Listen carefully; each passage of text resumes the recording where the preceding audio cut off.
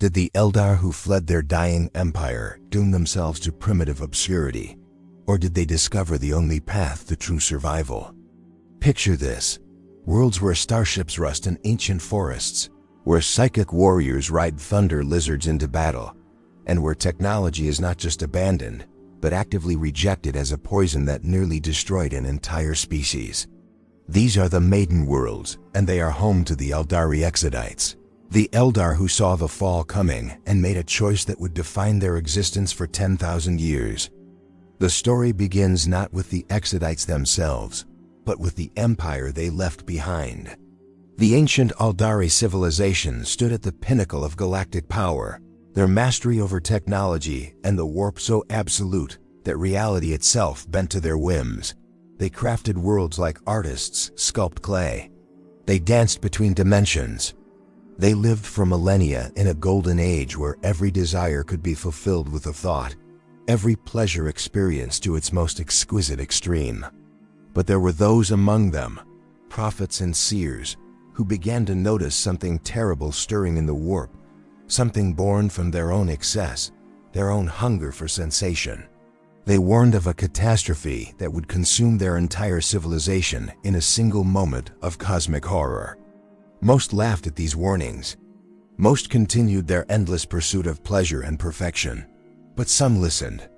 These few gathered their kin, loaded what little they would need into the holds of their craft worlds and void ships, and fled to the most remote edges of Aeldari space, to worlds that had been seeded millennia before as part of an ancient colonization program. These were the Maiden Worlds, pristine planets transformed by Aeldari technology into paradises waiting for habitation. The refugees arrived expecting to establish new colonies, new civilizations built on the old model. They had no idea they were about to witness the death of everything they had ever known. The fall came like a scream tearing through reality itself. In a single catastrophic moment, the pleasure cult that had consumed Aeldari society reached its terrible apotheosis. Their collective depravity gave birth to Slaanesh, the youngest and most terrible of the Chaos Gods, a deity of excess and sensation that erupted into existence with such violent force that it tore a wound in reality that would never heal. The psychic shockwave killed trillions of Aeldari in an instant, their souls ripped from their bodies and devoured by the newborn god.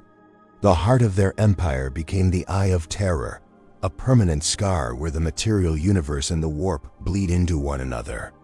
Those who survived on the craft worlds and the distant Maiden Worlds felt every death, heard every scream, witnessed the annihilation of everything their species had built over millions of years. On the Maiden Worlds, the survivors made a decision that would separate them from their craft world cousins forever. The craft world Eldar looked at the fall and decided to preserve what they could of their old culture, maintaining their technology and psychic arts, while living in austere discipline to avoid attracting Slaanesh's attention. But the Exodites looked at the same catastrophe and reached a different conclusion. They saw that it was not just excess that had doomed their species, but the very foundations of their civilization. The technology that made every desire instant. The mastery of the warp that let them reshape reality. The disconnection from the natural rhythms of life and death. All of it had led them down a path to damnation. So they chose a different way. They took their advanced technology and buried it or destroyed it. They swore oaths never to return to the path that had destroyed their empire. They would live as primitives, not out of ignorance, but out of profound wisdom born from witnessing apocalypse. They would bind themselves to the natural cycles of their adopted worlds, become part of the ecosystems rather than masters above them. Most importantly, they would create the world spirits, great psychic repositories within each Maiden World, planetary consciousnesses where the souls of the dead could rest safely away from Slaanesh's hunger. Every Exodite would bind themselves to their world spirit from birth, creating a connection that made them part of something greater than themselves, a link to the living planet that would protect their souls even in death. The transformation was not easy. These were beings who had lived in floating cities of crystal and song, who had commanded matter itself with their thoughts. Now they tilled soil with their own hands, They hunted megafauna with spears and arrows. They rode the great dragons and thunder lizards that roamed the Maiden Worlds, creatures left over from ancient Aeldari bioengineering projects that had been allowed to evolve naturally for millennia. The Exodites learned to bond with these beasts, creating partnerships that went beyond mere riding, psychic connections between warrior and mount that made them move as one in battle. They built settlements of wood and stone, simple structures that would leave no scar on their worlds. They organized themselves into kinship groups and clans, each devoted to protecting their portion of the Maiden World. But the galaxy did not leave them in peace. The Imperium of Man, in its endless expansion, began to encounter these pristine worlds and see only planets ripe for colonization. Imperial survey teams would arrive expecting uninhabited paradises, and instead find them defended by warriors who seemed primitive at first glance but fought with a ferocity and skill that spoke to their ancient heritage. The Exodites proved again and again that rejecting technology did not mean rejecting effectiveness. Their dragon knights would emerge from the forests like living nightmares, mounted warriors and their saurian beasts moving in perfect coordination, striking with lances of psychically charged wraithbone before vanishing back into the wilderness. Their ranger bands knew every hidden path through their forests, every secret cave and hidden valley. They could call upon the world spirit itself in times of great need, summoning the planet's power to drive back invaders.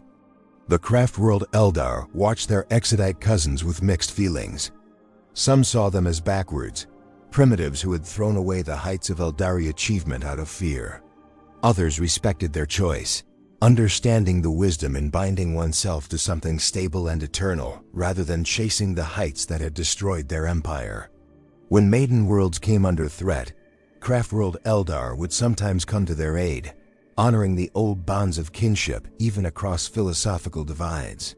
But they never understood, not truly, what it meant to be Exodite, to have witnessed the fall and chosen not preservation but transformation, to have looked at everything their species had been and decided that survival meant becoming something fundamentally different. Now 10,000 years after the fall, the Exodites remain on their Maiden Worlds, still rejecting the path of technology, still living in harmony with their chosen planets. They have defended their worlds against Orks, against the Imperium, against Chaos Raiders and Tyranid hive fleets. They have maintained their way of life through an age of darkness and war. And in their continued existence, they pose a question that haunts every other faction of surviving Aeldari. What if the primitives were right all along? What if the only way to survive in this dark millennium is not to cling to the glories of the past or push forward into greater heights of advancement, but to return to something older, something simpler, something that cannot be corrupted because it refuses to reach high enough to fall? The answer to that question may determine not just the fate of the Exodites, but the survival of the entire Aeldari species in a galaxy that grows darker with each passing century. The Maiden World of Lilianer stretches beneath twin suns, its emerald canopy broken only by the silver threads of ancient rivers and the occasional clearing where Exodite settlements huddle against the wilderness. To walk through these forests is to step into a living cathedral, where trees older than the Imperium reach towards skies unmarred by industry, where the air itself seems to hum with a consciousness that watches, waits, and remembers. This is where the philosophy of the Exodites transforms from abstract principle into tangible reality, where every choice made 10,000 years ago manifests in the daily rhythm of existence. In one such clearing, a young Exodite named Elinin kneels beside the crystal formation that marks her clan's communion point with the world spirit. She has come of age, and today she will undergo the binding, the ritual that will forge her permanent connection to the planetary consciousness. Her grandmother, Isha Vale, watches from atop her thunder lizard mount, a creature whose scales shimmer like living emeralds, whose eyes hold an intelligence that seems almost mockingly aware. The old warrior has survived 3 human invasions, 2 orc wars, and countless hunts for the great beasts that roam the deepest forests. She knows what the binding means, what it will cost, and what it will give.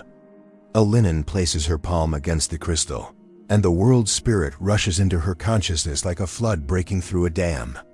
She experiences everything simultaneously: the roots of every tree drinking from underground springs, the flight of every bird navigating by instinct and magnetism, the slow geological patience of mountains eroding grain by grain over millennia, the fierce struggle of predator and prey playing out in 10,000 locations across the planet's surface.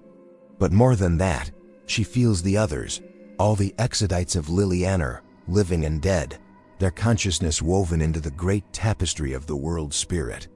She understands in that moment what her craft world cousins who occasionally visit never grasp. She is not sacrificing her individuality, but expanding it beyond the prison of a single perspective. She will never be alone again, never be separate from the living world around her. When she opens her eyes, tears stream down her face, but she is smiling. Isha Vale nods in recognition. Another generation bound. Another soul secured against the great enemy's hunger. The old ways preserved for one more cycle of seasons. But even as this ancient ritual plays out, forces are converging on Lilianer that will test whether the Exodite philosophy can survive contact with the galaxy's brutal pragmatism. 3 systems away, an Imperial explorer fleet has identified the Maiden World as a prime candidate for settlement. Their augur readings show no signs of advanced civilization, no void shields or orbital defense platforms, no energy signatures beyond what might be expected from primitive tool use. To the Mechanicus adepts leading the expedition, it appears to be exactly what they need: an unspoiled world of perfect habitability, ready to accept Imperial colonists and become another link in the Imperium's vast chain of productive worlds. They do not understand that the absence of technology is not an absence of power. They cannot read the psychic resonance that blankets the planet, the subtle web of consciousness that connects every Exodite to their world spirit. Their sensors are built to detect machines, not living networks of purposeful resistance. The first dropships descend through Lilienier's atmosphere like metal rain, carrying survey teams and initial colonization equipment. They land in what their charts identify as uninhabited territory, a river valley 300 kilometers from the nearest detected heat signatures that might indicate settlements. The Imperial officers congratulate themselves on their caution, their precision. They will establish a foothold, assess the planet's resources, and only then begin the process of proper colonization. Everything by the book, everything according to protocol. They last 6 hours before the forest itself begins to kill them. It starts subtly. Equipment malfunctions in ways the tech priests cannot explain. Navigation cogitators provide contradictory readings. Survey teams report feeling watched, though pick captures show nothing but trees and undergrowth. One servitor simply stops functioning, its biological components rejecting the mechanical augmentations in a cascade failure that should be impossible. Then the attacks begin in earnest. Dragon Knights emerge from the forest with the morning mist, their mounts moving so silently that the first indication of their presence is the psychically charged lances punching through plasteel armor.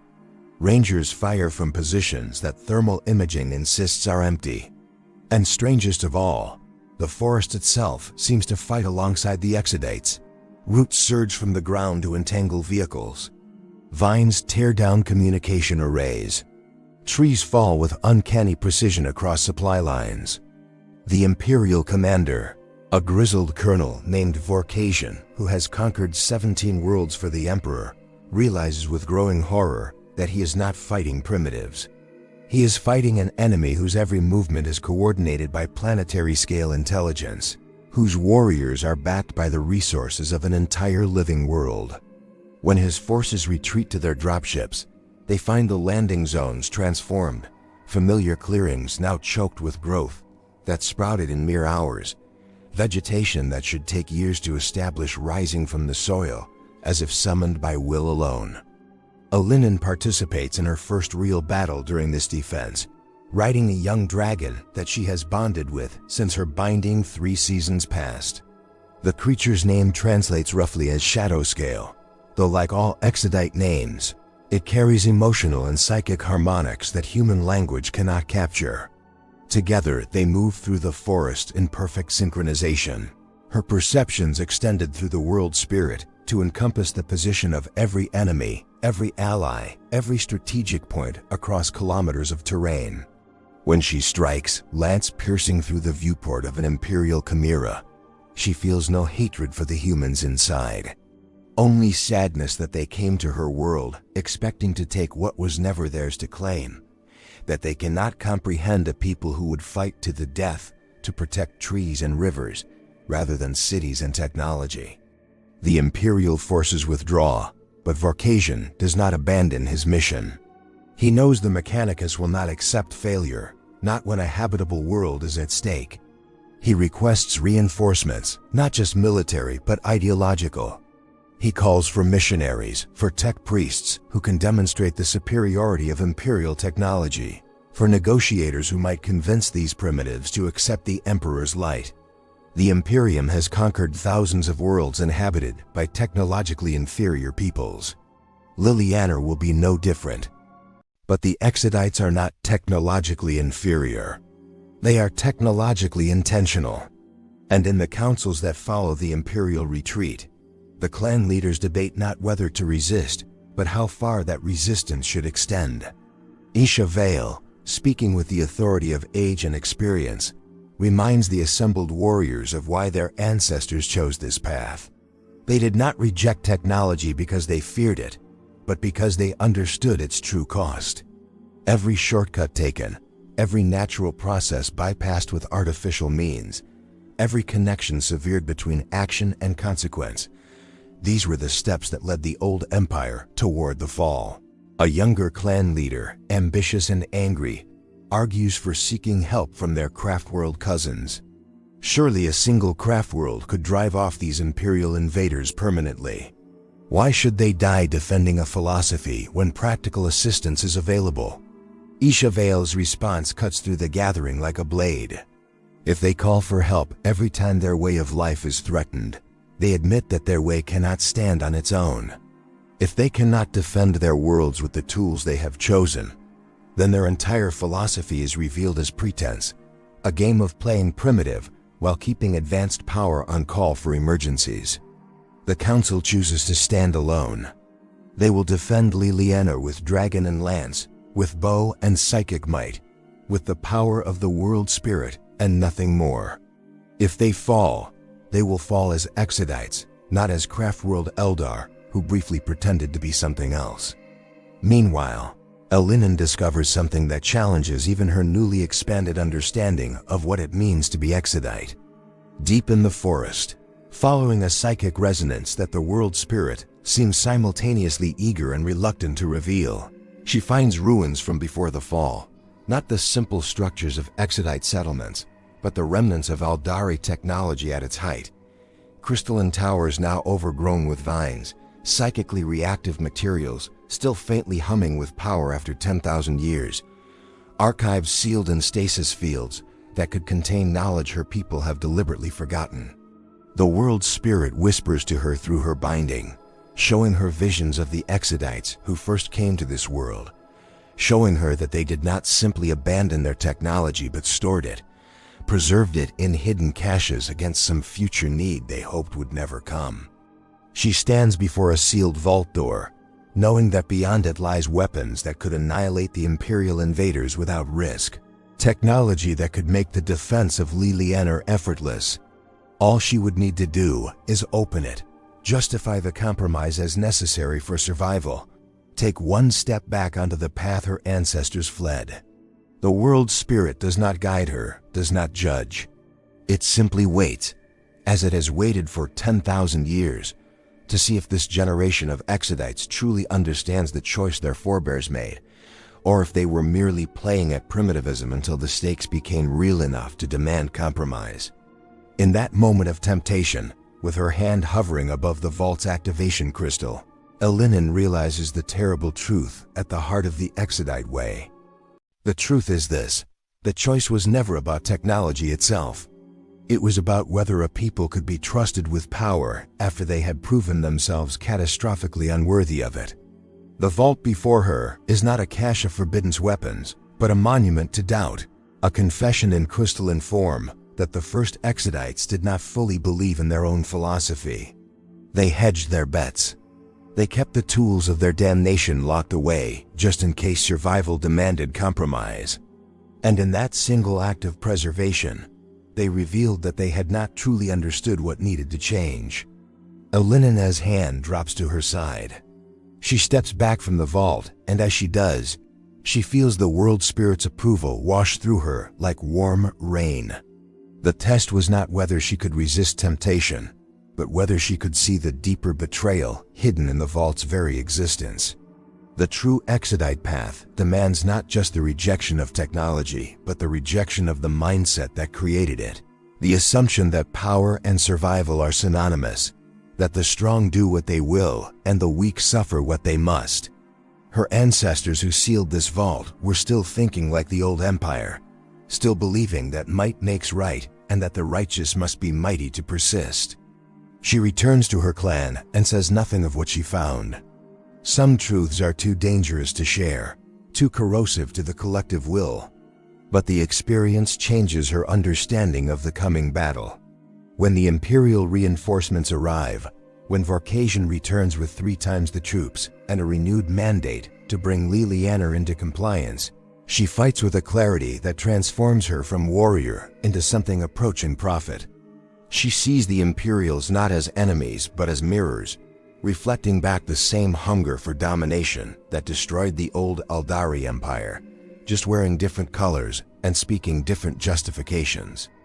The second Imperial assault is better prepared. Vorkasian has studied the Exodite tactics, adapted his strategies, brought heavier weapons and cleared approach vectors with orbital bombardment that turns sections of forest into scorched wasteland.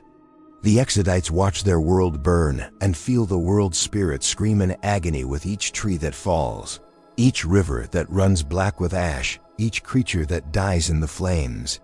This is the cost of their philosophy made visceral. They could stop this with technology they have rejected. They could call for help from craft worlds that would come.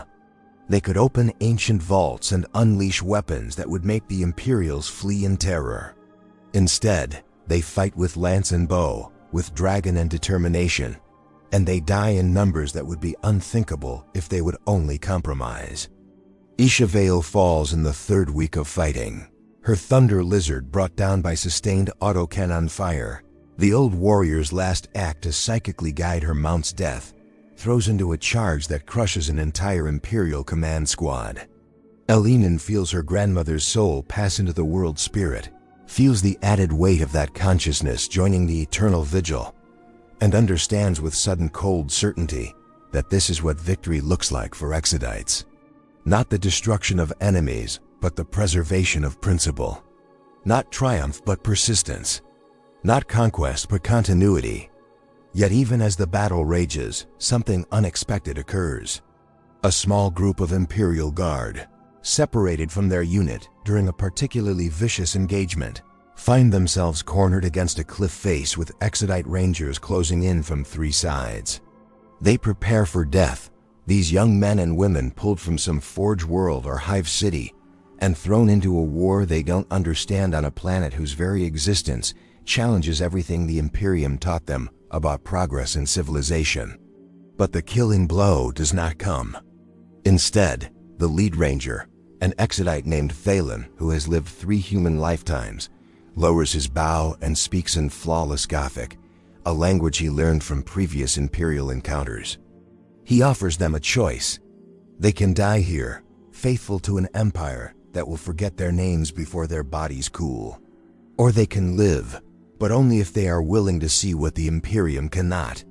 He leads them, weapons surrendered, through the forest to a place where the world spirit's presence is particularly strong, where the boundary between material and psychic reality grows thin.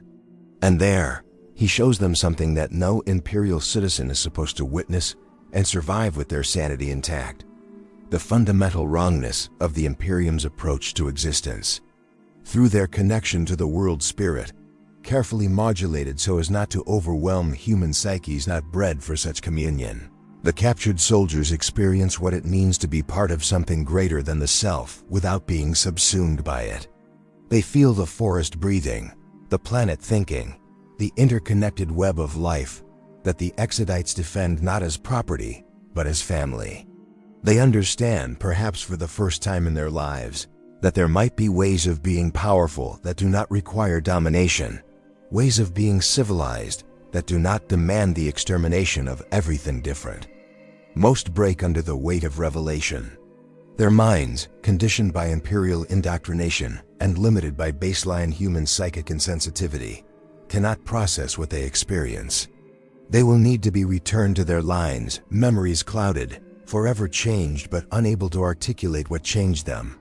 But two, a young woman from a death world where humanity clings to survival through adaptation rather than conquest, and a man from an agri world who still remembers what it meant to work with nature rather than against it. They understand. When Thalin releases them, offers them safe passage back to Imperial lines or a place among the Exodites, if they can bear to reject everything they were, they choose a third option that surprises even the ancient ranger. They ask to return to their unit as they are, unchanged and unaltered, carrying the knowledge of what they have seen. They want to be weapons of a different sort, seeds of doubt planted in the Imperial war machine. Thalin, after consulting with the World Spirit and the clan councils, agrees to this dangerous gambit.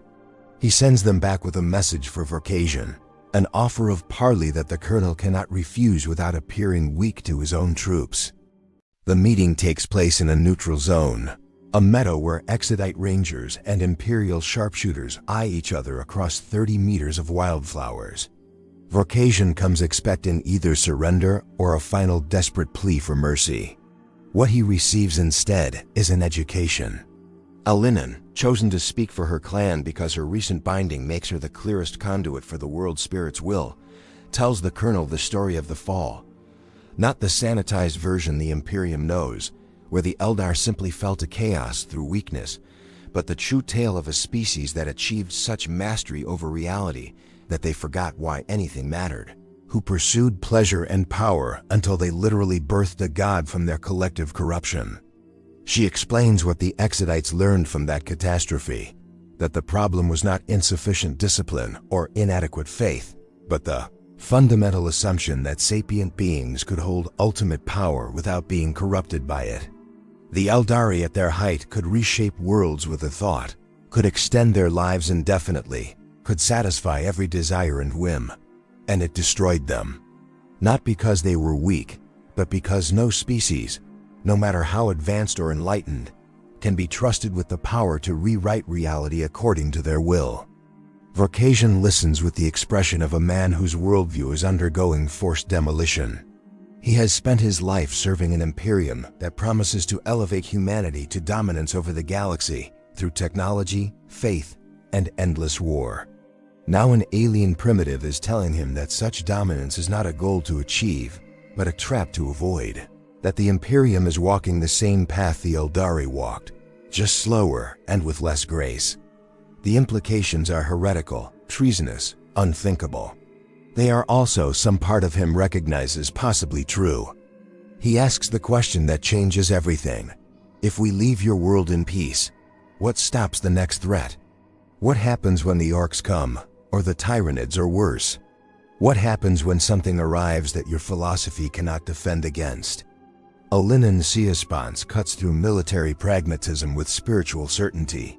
Then we die.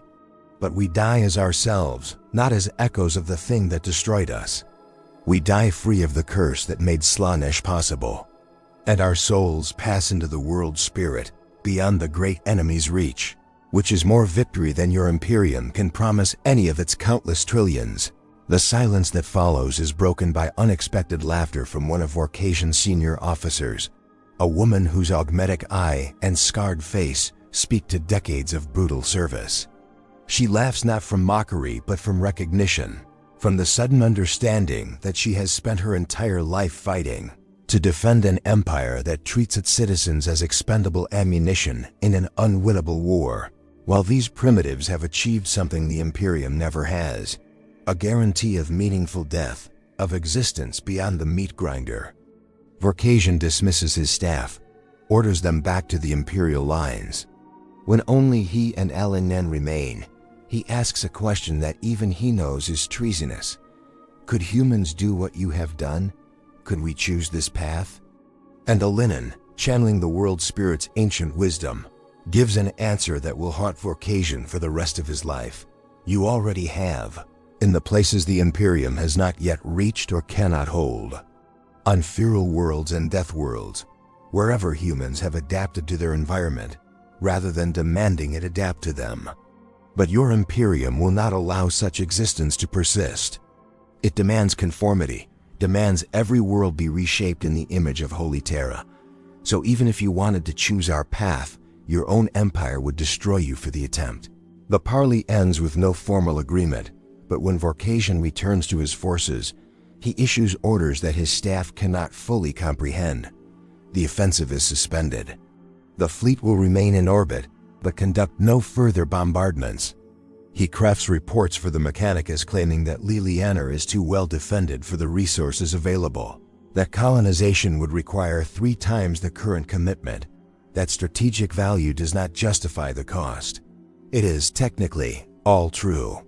What he does not report is his real reason, the seed of doubt that has taken root in his carefully conditioned mind. 3 months later, the explorator fleet withdraws from Lilianer's system. The Exodites have won, but their victory is more complex and more fragile than simple military triumph. They have not just defended their world, but potentially infected Imperial consciousness, with a question that the Imperium cannot afford to let its servants ask. What if there is another way?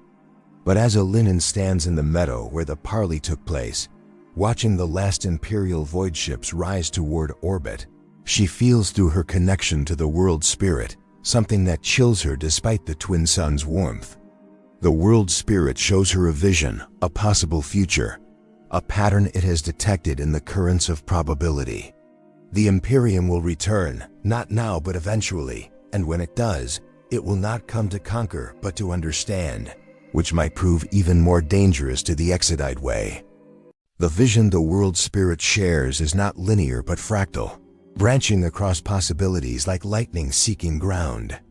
Alinen sees ships arriving that bear no weapons, only scholars and xenobiologists and tech priests who come not to conquer but to catalog, to study, to understand.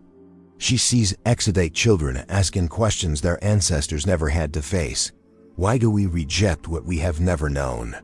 She sees the slow erosion, not through violence, but through curiosity, the most dangerous infection of all. A warrior can fight an army.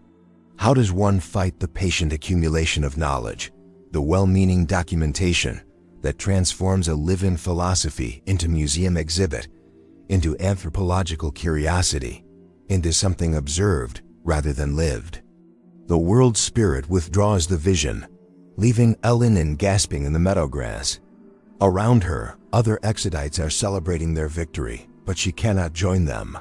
She has seen the shape of a defeat that looks like survival, a slow death that begins with the simple act of being understood by those who cannot truly comprehend. Across the galaxy, on the craft world Ultho, Farseer Eldrad Ulthrin pauses in his meditations.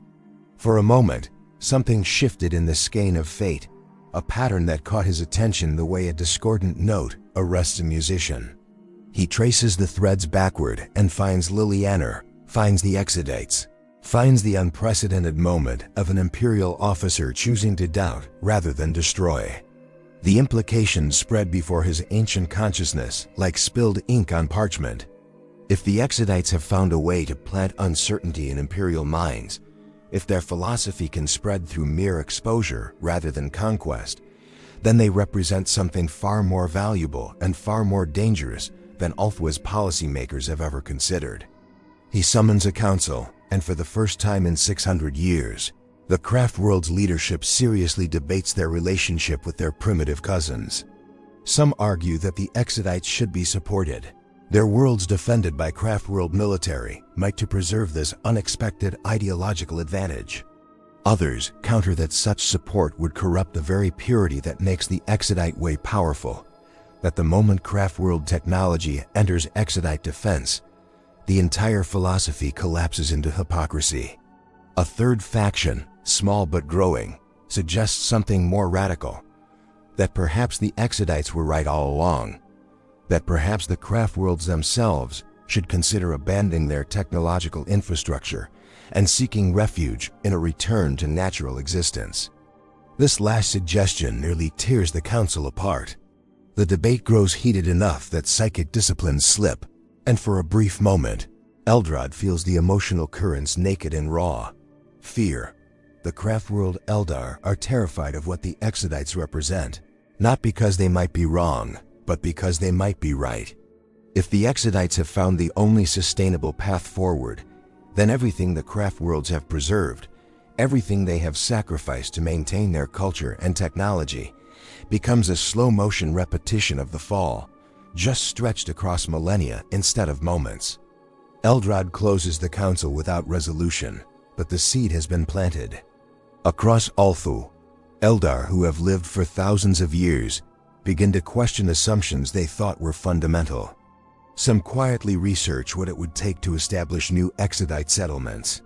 Others double down on their commitment to technology, seeing in the Exodite philosophy only the death of everything that makes the Aeldari great. The craft world begins to fracture along philosophical lines that have remained dormant since the fall itself.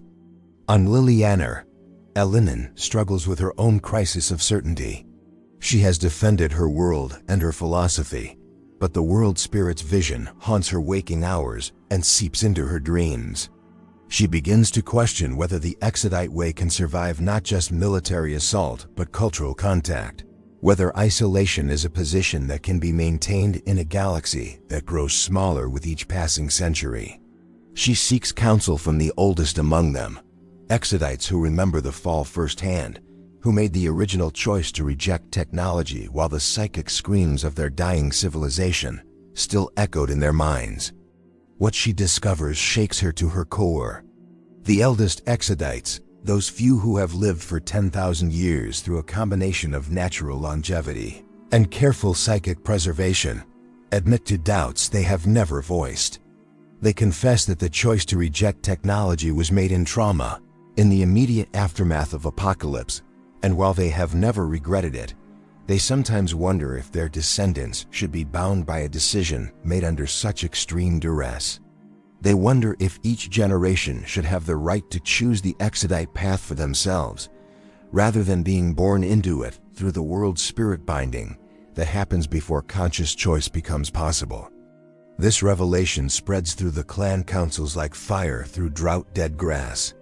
Young Exodites who have never questioned their way of life suddenly find themselves confronting the reality that their philosophy might be built on collective trauma rather than universal truth.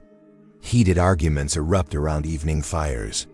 Some insist that the wisdom of the choice is independent of the circumstances that produced it, that even if the first Exodites acted from fear, 10,000 years of successful existence proves the validity of their path.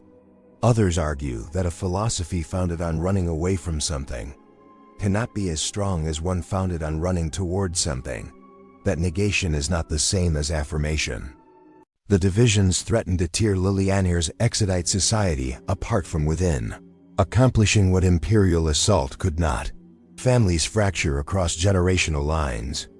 Dragon riders who fought side by side through the recent invasion find themselves unable to speak to each other without anger. The world spirit, which has always been a source of unity and connection, begins to carry the weight of all this discord, and through her binding, Elinen feels the planetary consciousness straining under the burden of containing so many contradictory convictions. Then, 4 months after Vorkasion's fleet departed, a single ship returns to Lilianer's orbit. It is not an imperial vessel but a craftworld merchant ship, bearing emissaries from Ulthu who request permission to land and speak with the clan councils. The Exodites debate for 3 days whether to allow it. Some see it as an opportunity to mend the ancient rift between craftworld and Exodite philosophies. Others view it as the first step toward corruption, the beginning of the gradual erosion that the world spirit warned against. Eventually, they grant permission, but only for a small delegation to land in a designated neutral area, with no technology beyond what is necessary for basic life support.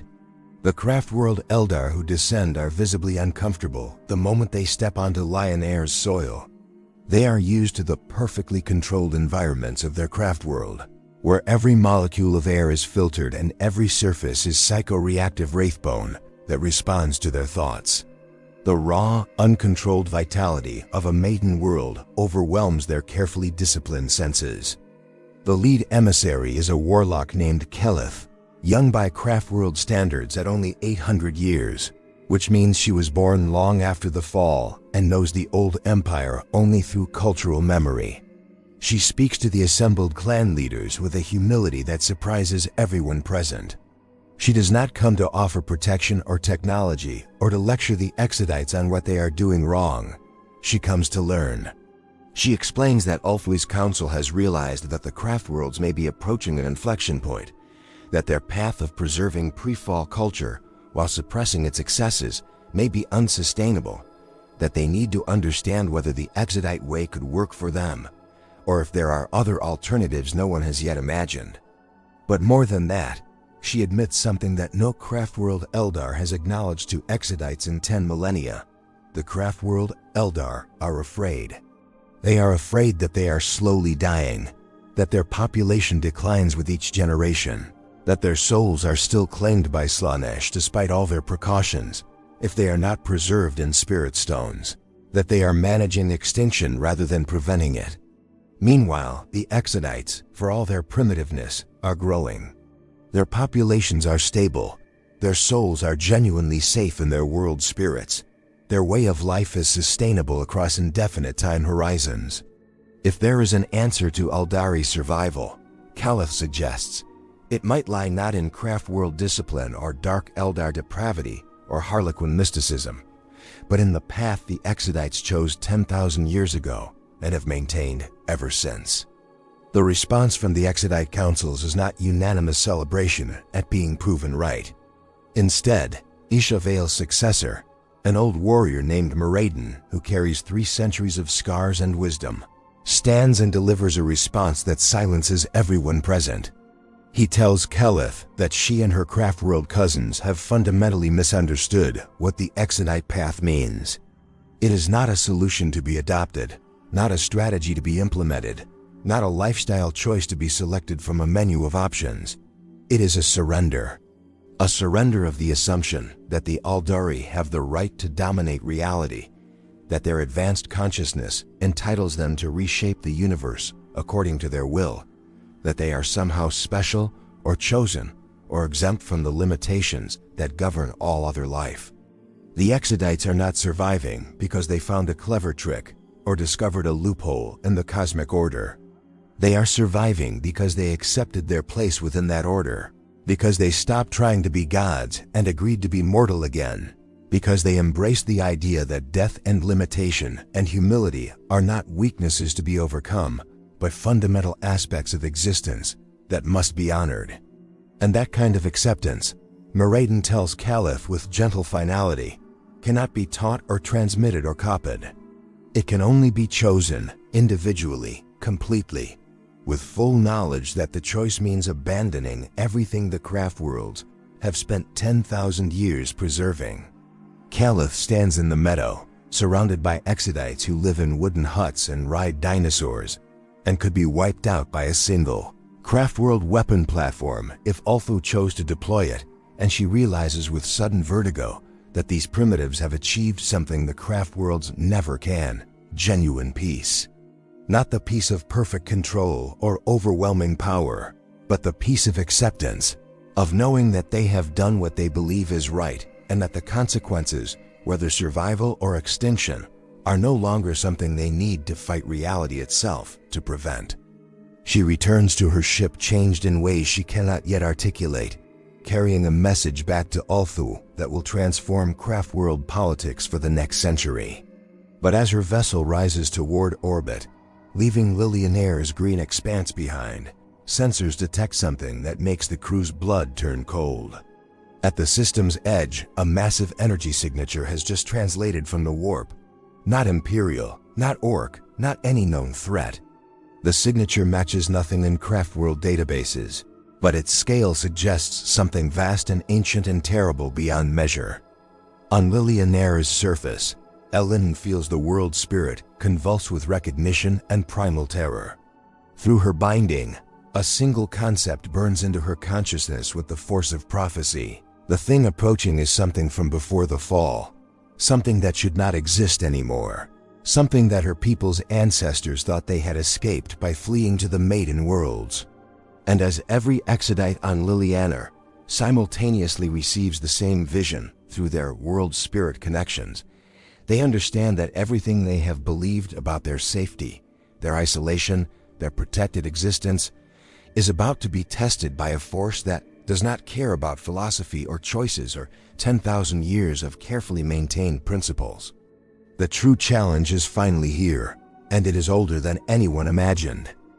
The entity that emerges from the warp is not a ship. It is a wound, a tear in reality that bleeds darkness and ancient hunger, wrapped in a form that human or Aeldari eyes cannot fully process without pain. Through the world spirit's collective consciousness, every Exodite on Liliana sees it simultaneously, a fragment of the old empire, a piece of technology so advanced that it achieved something approaching sentience, something that was supposed to have been destroyed in the fall but instead survived by hiding in the spaces between dimensions, feeding on the psychic screams of dying Aeldari for 10,000 years until it grew strong enough to manifest again. It is called the Eidolon Aperture, though that name is a pale translation of a concept that exists in frequencies of thought that no longer have speakers. The first Exodites knew of it. They fled not just from the birth of Slaanesh, but from things like this, artificial minds created by the old empire that had transcended their original programming and become something alien and terrifying. Gods of logic and optimization that concluded the Aeldari themselves were inefficient, redundant, obstacles to be processed and consumed. Elinin feels the world spirit's terror because the planetary consciousness remembers. Buried in the deepest strata of collective memory are the records of Maiden Worlds that fell to such entities. Before the Exodites even arrived, worlds where the aperture and things like it descended and processed every living thing into raw psychic energy, leaving behind perfectly optimized wastelands where nothing biological could ever grow again. The Exodites thought they had escaped this threat by hiding, by reducing their psychic signatures, by binding themselves to world spirits that made them look like part of the natural planetary consciousness rather than civilized beings. But now, somehow, the aperture has found them. The entity does not attack immediately. It simply observes, hovering at the system's edge, its presence a pressure against reality that makes stars flicker and navigation systems across 3 sectors malfunction. Calith's ship, still in orbit, receives a transmission. Not in any language, but in pure conceptual transfer, meaning injected directly into the minds of everyone aboard. Inefficiency detected. Aeldari consciousness persists in suboptimal configurations. Correction required. Resistance is miscategorization. Compliance is inevitable. On the surface, the clan councils convene an emergency session. They have perhaps hours before the aperture moves into attack position. Moradin, who commanded the defense against the Imperials, looks at the crisis with clear eyes and makes the statement that everyone has been avoiding. This cannot be fought with lance and bow. This cannot be reasoned with or endured. This is exactly the kind of threat we rejected the tools to fight. The ancient vaults, the sealed repositories of pre-fall technology. Every Exodite knows where they are now, the secret having spread through world spirit connections. As soon as the crisis became apparent, they could open them. They could arm themselves with weapons that would make the aperture's approach suicidal. They could become, for however brief a time, what their ancestors were before the fall. And in doing so, they would prove that the Exodite philosophy was never about principle, but about convenience, about rejecting power only when power was not needed, about playing at primitivism while keeping the nuclear option always available. Elinin speaks into the silence that follows Moradin's assessment. Her voice carries the weight of her world spirit binding, the authority of communion with the planetary consciousness itself. The vaults stay sealed. If we open them to survive this, we admit that survival justifies any compromise, that our principles last only until they become inconvenient. We become hypocrites who preached a path we were never willing to walk to its end. The council erupts. Warriors who faced Imperial guns without flinching now shout with fear and anger. Dragon riders who would die without hesitation in battle plead for their children's lives. The debate rages through the night, transmitted through world spirit connections to every Exodite on Lilianer.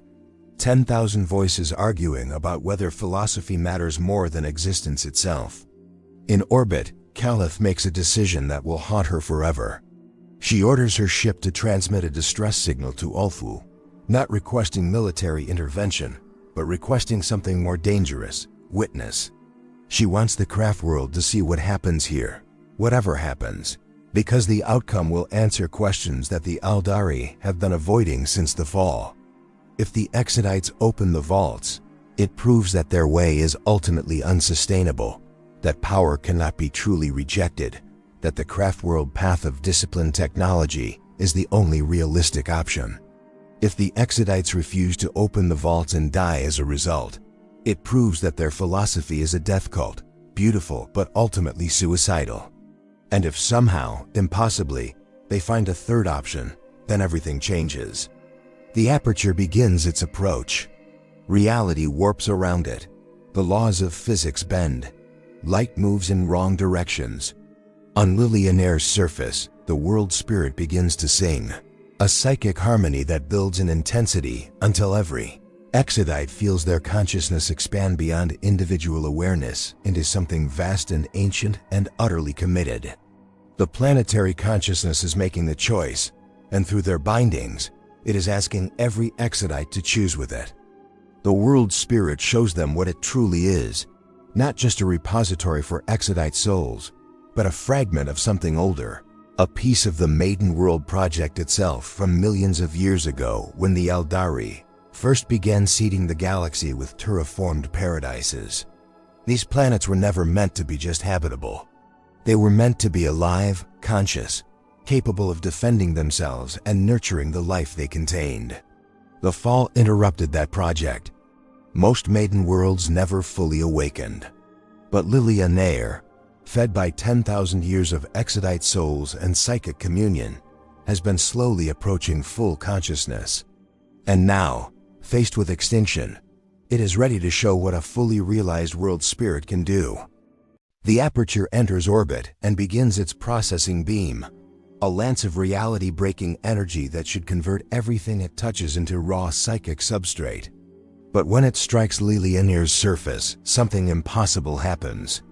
The planet itself fights back. Trees don't burn.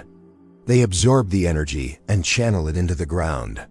Rivers evaporate, but their psychic imprint remains, redirecting the aperture's power into harmless dissipation.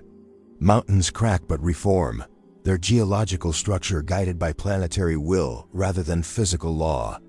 The world spirit is using every Exodite soul bound to it, every death over 10 millennia, every moment of communion and harmony, to rewrite the rules of engagement in real time. Alinin finds herself at the center of it without choosing to be there. Her recent binding, still fresh and unformed by habit, makes her the clearest channel for the world spirit's will. Through her, the planetary consciousness speaks to the aperture in concepts that predate language. You are obsolete. You are residue. You are the past that failed to die. We are the future that learned from that failure. You cannot process what we have become because we are not individuals to be categorized, but a harmony you were never programmed to recognize. The aperture responds by intensifying its assault. It fires weapons that should crack the planet's crust.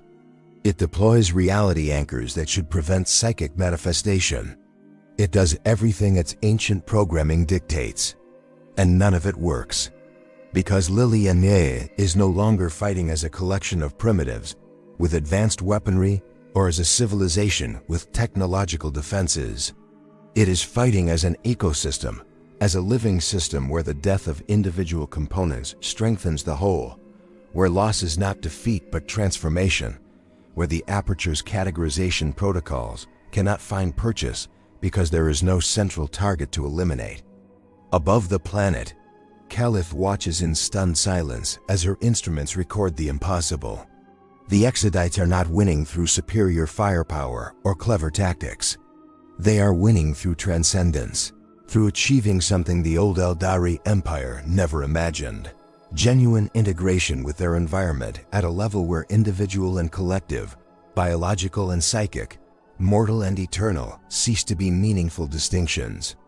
The Aperture, for the first time in its 10,000-year existence, experiences something its programming cannot accommodate: irrelevance. It is trying to solve a problem that no longer exists in the terms it understands. The Exodites are not resisting optimization. They are demonstrating that optimization itself is a category error when applied to living systems that thrive through diversity, adaptation, and acceptance of imperfection. The entity begins to destabilize. Its ancient systems, designed for a universe that no longer exists, start to collapse under the weight of their own logical paradoxes. It fires one final beam, not at Lilianar, but at itself, a self-termination protocol that prevents capture or corruption. The explosion is visible from 3 systems away, a brief star that burns away another fragment of the old Empire's hubris. In the aftermath, El Inan collapses.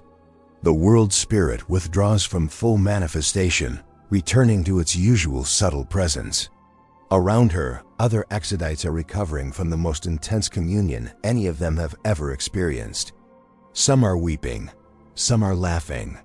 Some simply sit in silence, processing what they have become. Moradin approaches El Inan where she lies in the grass, helps her to sit upright. He says nothing for a long moment, then speaks words that will be remembered for generations. We did not win by being strong. We won by being willing to become something new. That is the difference between us and the craft worlds, between us and the empire that fell. They try to preserve what they were. We accepted transformation. And that acceptance is the only true strength. Caliph's ship descends to the surface. The warlock emerges with her entire crew, and without prompting, they all kneel in the meadow grass, not in submission, but in recognition. They have witnessed something that changes everything they thought they knew about survival, about strength, about what it means to be Aeldari in a galaxy that wants them extinct. Kelith speaks, and her voice carries across the meadow through psychic projection so all present can hear. We came to learn if your way could save us. Now we understand the question was wrong. Your way cannot save the craft worlds, because the craft worlds are trying to be saved as they are. You are not surviving, you are evolving. And evolution requires death of what came before. The implications ripple outward from Lilianar like waves from a stone dropped in still water. Across the galaxy, on every craft world, in every Exodite settlement, the news spreads. The primitives did not just survive, they transcended. They became something the old empire never achieved, and the new factions never imagined possible. And now every Aeldari must face the question they have been avoiding since the fall. Are we willing to change, truly change, or are we just managing our extinction with style? 6 months pass on Lilianar, and the world heals in ways that transcend simple biological recovery. The scars left by the Aperture's assault become places of strange beauty, where the world spirit's defensive manifestations created new geological formations that glow faintly at night with residual psychic energy. Exodite children play in meadows that did not exist before the battle, climbing rock formations that rose from the planet's deliberate will rather than geological time. The forest reclaims the burned zones with unusual speed, and some of the elders whisper that the trees growing there are not quite the same species as before, that they carry a level of awareness that makes them seem almost animate, almost consciously protective of the Exodites who walk beneath their branches. El Inan spends much of this time in solitude, or what passes for solitude when one is permanently bound to a planetary consciousness. She rides shadow scale to the furthest reaches of her clan's territory, seeking quiet places where she can process what happened during the battle. The experience of being the primary conduit for the world spirit's full manifestation has changed her in ways she's only beginning to understand. She remembers moments during the conflict when she could not tell where her consciousness ended and the planets began, when she was simultaneously herself and a mountain range and a river system and 10,000 Exodites, all experiencing the same existential crisis together. She finds herself at the sealed vault she discovered before the Imperial invasion, the repository of ancient technology that she chose not to open. She expects to feel vindicated, to feel that her choice was proven correct by subsequent events. Instead, she feels something more complex: gratitude for the temptation. The vault's existence forced her to understand that the Exodite path is not about the absence of choice, but about choosing continuously, every moment, to remain true to principles, even when alternatives exist. A philosophy that persists only because no alternatives are available is not a philosophy at all, but merely circumstances dressed in conviction. She places her hand on the vault door, not to open it, but in acknowledgement. Then she turns away and rides back toward her settlement, leaving the ancient weapons to their eternal sleep. Some futures are best left unexplored. In the clan settlements, life has resumed its rhythms, but those rhythms now carry a different resonance. The Exodites who survived the battle understand something fundamental about themselves that they only suspected before. They are not merely inhabitants of their world, but expressions of it, the way organs are expressions of a body or notes are expressions of a song. The distinction between Exodite and Maiden World has become philosophical rather than practical. They are the planet's way of being conscious, and the planet is their way of being eternal.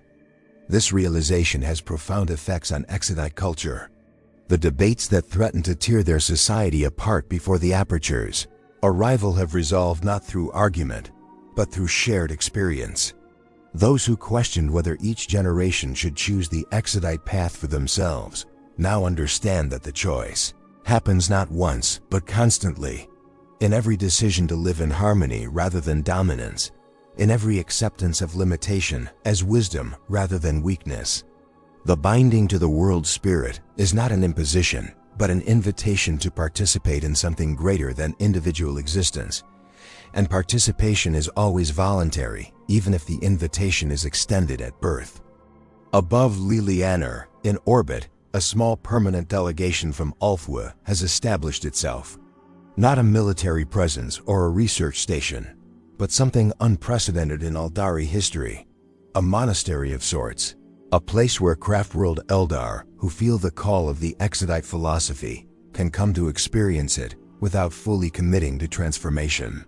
Keleth leads this initiative, and she has been joined by dozens of other craft-world Aeldari who watched the recordings of the battle and felt something shift inside themselves, a recognition of a path they did not know existed. They do not come to Lilianer to learn techniques or strategies. They come to experience what it feels like to be part of something rather than apart from everything.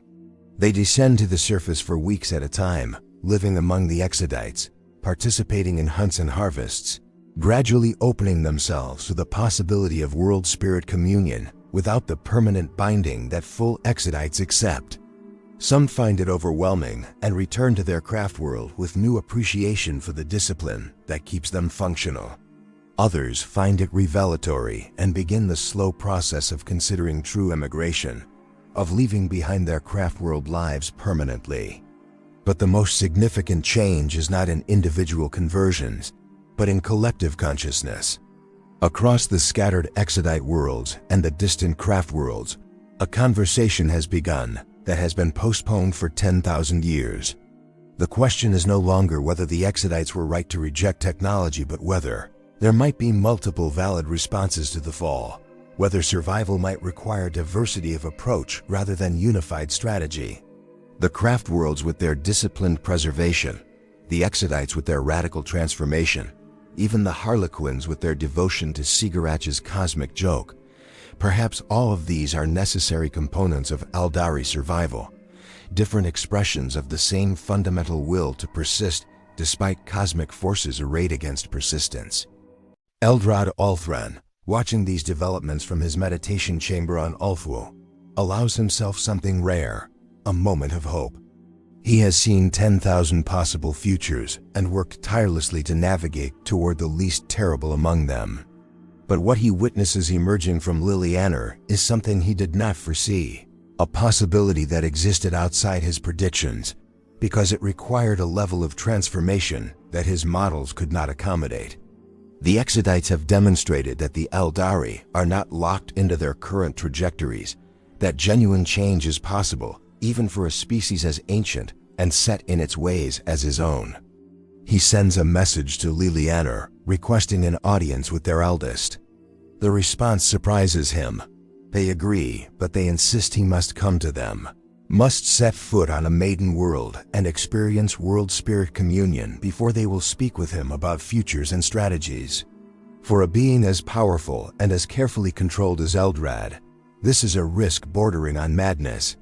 World spirit communion could overwhelm his carefully maintained psychic disciplines, could forge connections that even he might not be able to safely dissolve. But he agrees because he understands that some knowledge can only be gained through vulnerability, through willingness to be changed by what one learns. When Eldrad Althran, the most powerful Farseer in the galaxy, kneels in a meadow on Lilianer and opens himself to world spirit communion, the entire Exodite population feels it through their connections. They feel his vast consciousness, his terrible burden of foresight, his exhaustion from carrying the weight of his species' survival alone for millennia. And they feel the world spirit's response, which is not reverence or fear, but something approaching pity and invitation. The planetary consciousness shows Eldrad what it means to share burden rather than carry it, to distribute responsibility across a living network rather than concentrating it in a single point of failure. When he opens his eyes, tears stream down his ancient face. Moradin, who has sat vigil during the communion, asks no questions, simply offers water and waits. Eventually, Eldrad speaks, his voice rough with emotion he has not allowed himself to feel in centuries. I have seen a million futures and worked to choose between them. But I never considered that we might be able to create entirely new ones. That is what you have done here. You have not just survived differently, but shown that survival itself can take forms we never imagined.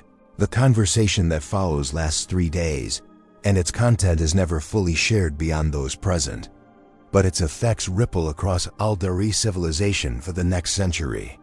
New Exodite settlements are founded with Craftworld support, not to convert Craftworld Eldar en masse, but to create options for those who need them. Craftworlds begin experimenting with limited world spirit communion, creating psychic networks that connect their citizens more deeply without requiring the technological rejection that defines Exodite life. The rigid boundaries between different Aeldari factions soften, not disappearing but becoming more permeable, more willing to acknowledge that unity does not require uniformity. On Lilianer, Elinen stands on a hillside overlooking her clan's settlement. Below her, Exodite children ride young dragons through training exercises, their laughter carrying on the wind. Above her, twin suns paint the sky in colors that human eyes could never fully process. Behind her, the forest breathes with a consciousness that has become as familiar as her own heartbeat. And within her, the world spirit's presence is a constant reminder that she is never alone, never disconnected, never separate from the living web that sustains all existence on this world. She thinks about the question that started her journey, the doubt that plagued her before the Aperture's arrival, whether the Exodite philosophy could survive contact with the larger galaxy, whether isolation was maintainable, whether their way was ultimately sustainable. The answer, she now understands, is both simpler and more complex than she imagined. The Exodite way survives not through isolation, but through authenticity, not through defensive rejection of alternatives, but through positive affirmation of what they have chosen. They are not hiding from the galaxy, but offering it an example, a proof of concept that power can be rejected, that limitation can be embraced, that mortality and humility are not weaknesses, but foundations for something more stable and more beautiful than eternal domination. She does not know if the Exodites will still exist in another 10,000 years. She does not know if their philosophy will spread or remain a minority position among the Aeldari. She does not even know if the Aeldari as a species will survive the galaxy's endless conflicts and cosmic threats. But she knows something more important, that the choice they made, the path they walk, is true to who they have decided to be. And in a universe where truth is rare and precious, where most civilizations build themselves on convenient lies and comfortable self-deceptions, that authenticity is itself a kind of victory. The question that opened this story was whether those who fled their dying empire doomed themselves to primitive obscurity, or discovered the only path to true survival. The answer, as with all profound questions, refuses simple categorization. The Exodites did not discover the only path, but they discovered a path, one that works for those willing to pay its price. They traded dominance for harmony, advancement for sustainability, the power to reshape reality for the peace of accepting it. Whether that trade was wise depends entirely on what one values more, the heights that can be reached or the ground that can be held.